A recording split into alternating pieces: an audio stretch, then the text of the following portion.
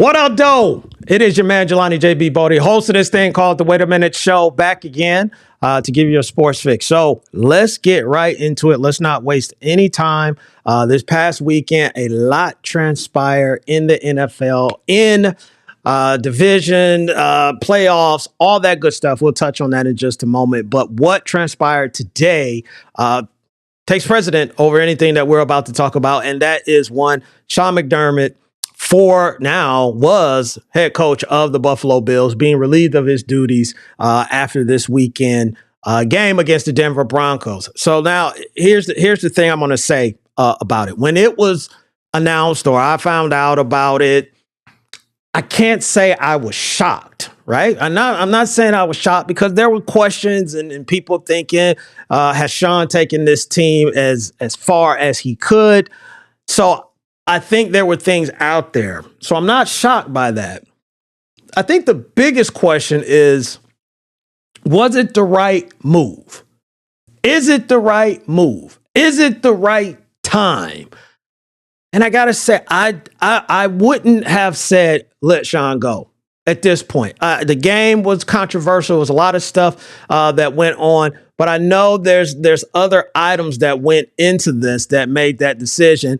And one of them is this right here.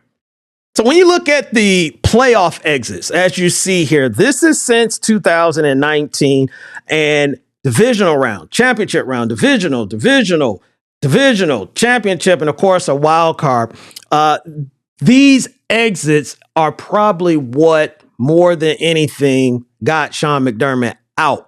Now, here's what I'm going to say about that when we're looking at that, ladies and gentlemen, is that's a pretty good resume. If obviously you don't want to lose, but that's a pretty good resume. Means Sean McDermott is doing something right there, or was doing something right with the Buffalo Bills. Couldn't get over the hump. Now, that's the only thing I can really think of, is that maybe they felt that he couldn't get them over the hump. But here's what you've placed upon whoever is coming in.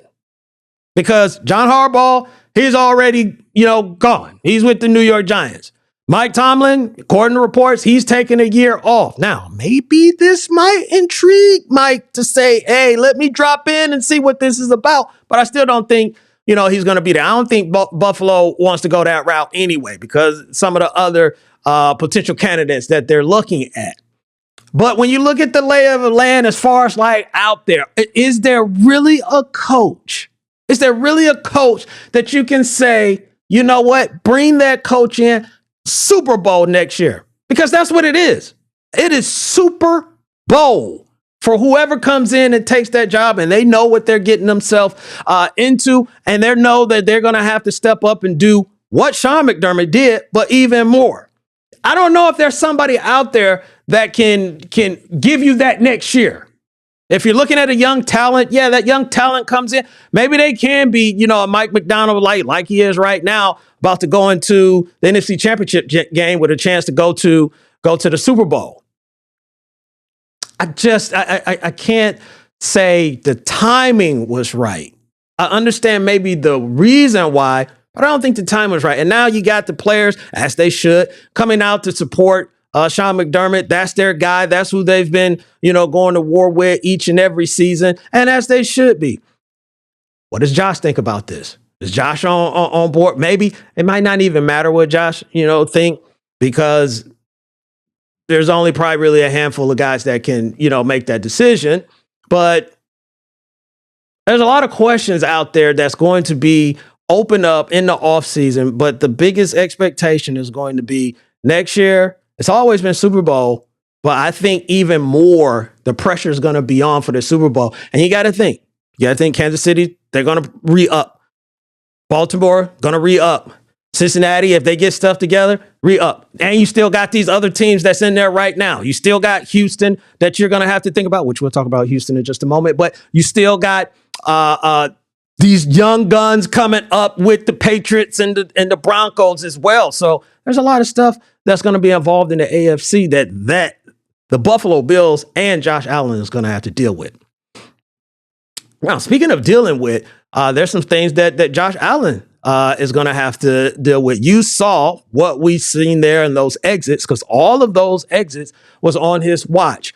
And this past weekend, I know the controversial interception and everything. I can see both sides of why they went. I think the main thing, it was ruled an interception. So you have to have conclusive evidence to overturn it. And if it had been the other way around and they gave the reception to Brandon Cooks, I think it would have been the same thing. So I understand what people can argue with that.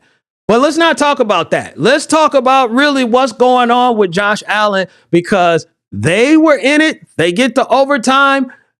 Things happen and they don't win the game. So at this point, Josh Allen is now 0-7 in overtime games. Now, I'm not going to say they need to make a change at quarterback. I'm not saying that Josh Allen, is solely at fault here.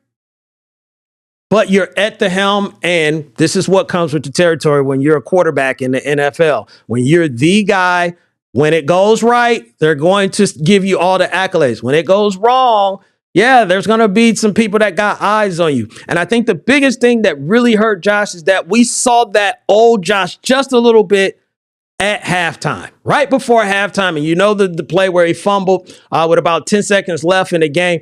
That's what the old Josh Allen would have done. So there was a bunch of other stuff that was in there that contributed to why they lost. It's not just Josh Allen, but he's at the helm. So you have to look at him and say, what is going on? Why is Josh? Because this was supposed to be the year where it was opened up for them. And I just mentioned those other teams that you're going to have to be worried about going into the next season. And next season is always never promised. Look at my Lions. We went 15-2, and then now we're sitting at home watching the Super Bowl with everybody else. So next year is never promised with this.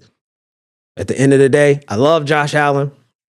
I think he's one of the top quarterbacks, and it's a process to get through. I think if they stick with it, Josh will probably end up figuring out.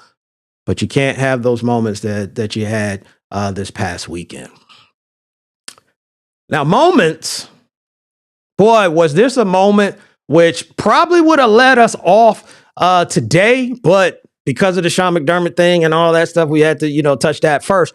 But the Chicago Bears and the Los Angeles Rams. And let's just fast forward to that 45-yard dime that Caleb Williams dropped to go into overtime. And I'm sitting there. I thought Caleb was going to run for the first down, but obviously how it played out, I was like, oh, he's in trouble. And with everybody else, I'm like, I can't believe this happened. So they end up, though, losing the game. Caleb, gets a costly interception that comes back and bite them. So the question, that I pose really is, and I just said it, next year is not promised. I know people are going to be looking at what went wrong for Chicago and all this stuff. They're a young team. They went against veterans where you got to play the entire, 60 plus minutes at this point. But I think the biggest thing that just impacted that game for the Chicago Bears, and this is not a secret, is that they were very opportunistic when it came to the turnover battle. And they did not win the turnover. They didn't even get one turnover. I think they're 9-0 when they got a turnover this season. So those things, as far as like going up against a wily veteran team like the Los Angeles Rams, I think cost them. They played very well. Very well. This easily could have been a game that could have went the other way and they won. But when it came down to it, into the nitty gritty, they just couldn't get the job done. Now, Caleb Williams, he's going to be fine. I've told people, going into this season, I said Caleb's going to take another step forward in the right direction. And he did. And the one thing that Caleb has that a lot of quarterbacks and just a lot of people in the NFL in general don't have, he has it. And that 45-yard pass that he put on Komet to tie the game or to, send it to overtime, that's it. There's nothing, you can't teach that. You can't grow that. You can't, figure that out. He just has it. It just wasn't their time going into this playoffs, but they did very well. They did excellent under the circumstances, and again, them being a young team. You had a bunch of rookies. Remember, Monangai, he's a rookie. Colston Loveland's a rookie. Luther Burton is a rookie. Roma Duzzi was in his second, year. So you got a lot of guys along with Caleb, that was just getting their first taste, of playoff football. So there's highs and there's lows, but they'll be back, which is a problem because they're in the division with my Detroit Lions. Slow down, Caleb. You don't need to be getting that good that fast. All right, slow down. Give us a shot on there. This is tough to talk about. This last one, CJ Stroud, man, and another quarterback that I love watching. I love watching how CJ carries himself. I believe he does the quarterback position the right way. But this past weekend against the New England Patriots, everybody's like, it's CJ the biggest to blame. He played a really big part. I don't believe that one individual loses a game, but you can contribute a part to it. And there was a big part, and he knows this. And he talked about it, about playing better. And yes, he has to play better. And I know he is looking at this and saying that, we had a great opportunity because that defense, that was the scary part, for Houston. Because if anything goes wrong, and it was going wrong, and that defense was keeping them in the mix. So there's an opportunity that's lost there. At the end of the day, I do think CJ will bounce back going into next year. But looking at it, I mean, people were talking about, Troy Aikman talked about this on during the game as far as like his confidence. And I believe it. I think we were watching like his confidence wasn't as high as it normally is, which impacted some of those throws. So if you look at a lot of those throws that he was passing, his receivers was reaching back for it. They weren't on the body or in front of him where they could grab it, normally where CJ puts those things are fixable, but that's an opportunity that was lost. So I don't want to hear this though about maybe we need to change the quarterback position because I think who was it? I know D'Amico Ryan spoke out about it. I think Will Anderson spoke about it. Yeah, pump up your guy, man. That's your guy, right? CJ is he gonna be all right. He will learn from this. He will, hopefully get over this hurdle going forward.